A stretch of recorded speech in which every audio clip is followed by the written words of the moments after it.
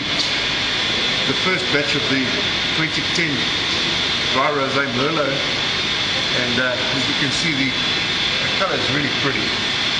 It's just finished fermenting, and or take it that's finished fermenting, and we're going to rack it off its fermentation lease now, and transfer it to its resting tank, and add some bentonite, and get it ready for the bottle. Robert's just going to be checking the barreling and seeing how far the fermentation is. We're expecting that it's going to be complete, and it should give us a reading of less than 0, and that'll tell us whether the wine is dry or not. There, it's just about -2 degrees barreling, which means that there's very little, if any, residual sugar left, and so the wine's ready to be racked. And so Peter's just busy racking the rosé from its fermentation tank.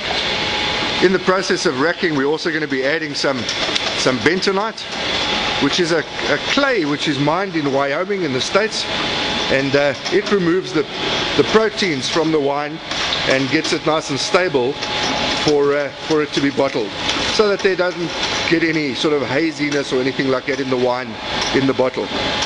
We'll dose this in, and this bentonite will spend the next couple of days in the tank with the wine, and settling down to form a sediment at the bottom of the tank, and after that we'll be able to cold stabilize the wine and get it ready for bottling.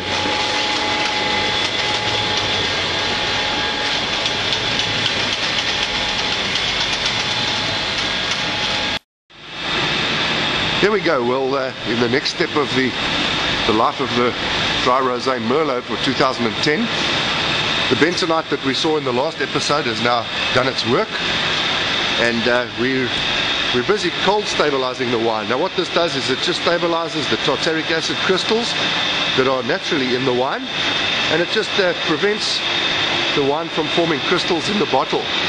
And as you can see, this machine that we're going through here, it's called an ultra cooler, and what we're doing is we're cooling down the wine down to about -2, -2.5, -3, somewhere there. Here you can see it's -2.8 at the moment, and you can see the ice on the pipes as it's going through.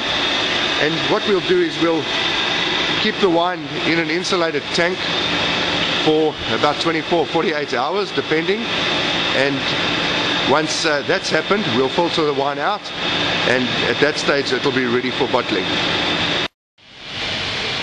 So here the final process now.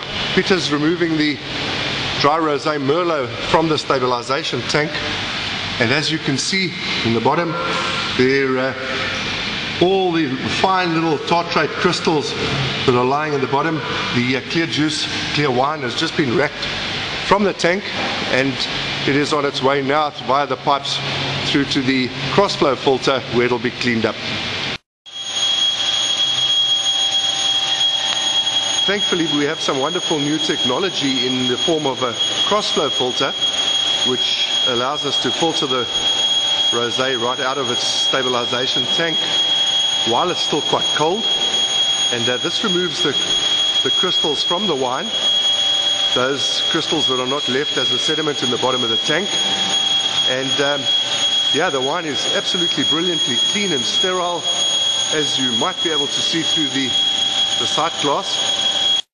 Okay, Sam's just going to get a sample for us of the clear wine. It's unfortunately quite cold at the moment, so you can't really see how clean it is, but if Sam holds up a sample to the light, we'll be able to see.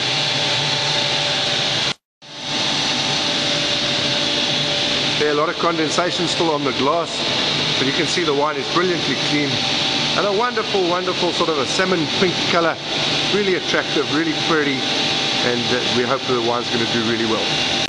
Okay, so here we are in the final exciting step in the life of the rosé. New empty bottles have been packed onto the line and being put through the sterilizer, which just rinses out the inside of the bottle and sterilizes it with ozonated water before the bottles are fed to the filler. Once the bottles reach the filler, the wine gravitate feeds down into the bottle. As the drum rotates, it's filled right to the right height, and the bottles are fed from there through. They have their screw caps put in, and as the screw caps are being fed on, the bottles are going through the capper, and this capper uses pressure and a rolling motion to just roll the caps on, and at this stage the bottle is now sealed. At the labeling station, these self-adhesive rolls of 3,000 labels at a time are stuck onto the bottle. Both the front label and the back label get done in the same rotation of the machine. The back label is busy going on, and of course the ever-present and very important wine of origin seal, which just certifies that whatever we say on the label is in fact correct. And that is it, folks, the finished product. From here the wine will just be packed into their cartons, and from there ready to hit the shelves at a store nearest to you or at our wine shop.